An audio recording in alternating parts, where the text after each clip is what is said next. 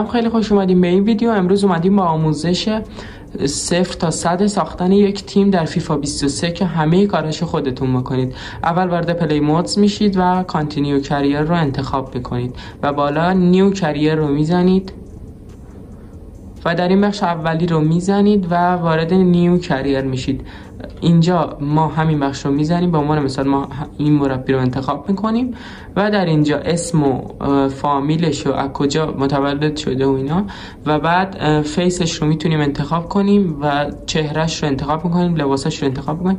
به عنوان مثال من همین رو ادامه میدم، ادوانس رو میزنیم و اینجا دو نوع داره. این چپیه، یعنی اینکه شما وارد یک تیم بشید، یک تیم آماده مثل تاتنهام، مثل آرسنال، ولی راستیه یعنی که خودتون نام تیم رو انتخاب کنید و استادیوم و همه چیزهای دیگه رو.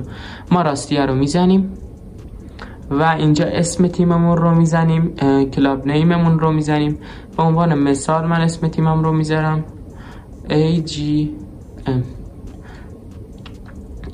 AGM گیمینگ و همین رو اوکی بکنیم. به خاطر اینکه وقتمون گرفته نشه من سریع ادوانس رو میزنیم، میریم وارد بخش پنل رو ببینیم میخوایم تو چه لیگی باشیم. به عنوان مثال من میخوام توی لیگ انگلیس، لیگ یکش باشم و به جای چه تیمی ما بیایم. به عنوان مثال به خاطر اینکه من میخوام با تیمای قوی تر بازی کنم، با جای یک تیم ضعیف میخوام بیام. به عنوان مثال من جای فارست میام، جای لستر سیتی میام و اینجا لباس تیممون رو انتخاب بکنیم. اینجا لباس تیممون رو انتخاب بکنیم، لوگوی تیممون رو عوض میکنیم، استادیومش رو عوض میکنیم و بعد دوباره ادوانس رو میزنیم و اینجا از اول چقدر پول داشته باشیم رو انتخاب میکنیم. با من مثلا من 1 میلیون میذارم.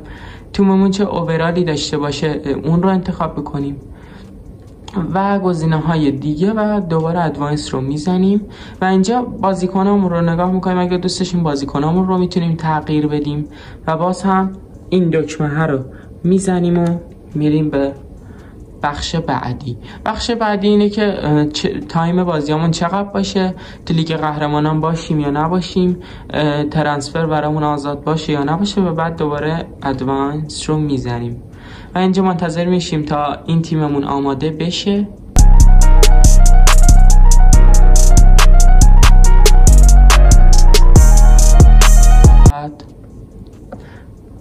بتونیم با تیممون بازی کنیم. من به جای یکی از همینا سیومون رو انتخاب بکنم و دان رو میزنم و اوکی.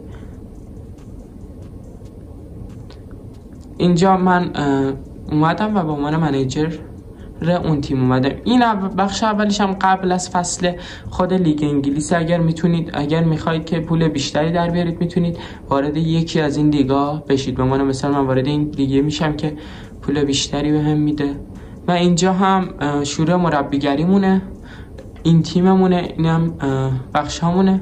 اگر هم خواستید که خود دوباره مربیتون رو عوض کنید، اینجا ادیت پلیرز و اینجا ادیت منیجر و اینجا هم خود باشگاهتون رو میتونید عوض کنید. ستینگ هم که شما دیدید اینجا اوایل رو باید ردش کنیم و اینجا هم تمرین بازیکنامونه. شما باید با تیمتون تمرین کنید و بعد وارد مسابقات بشید. تا آموزش های دیگر، خدا نگهدار.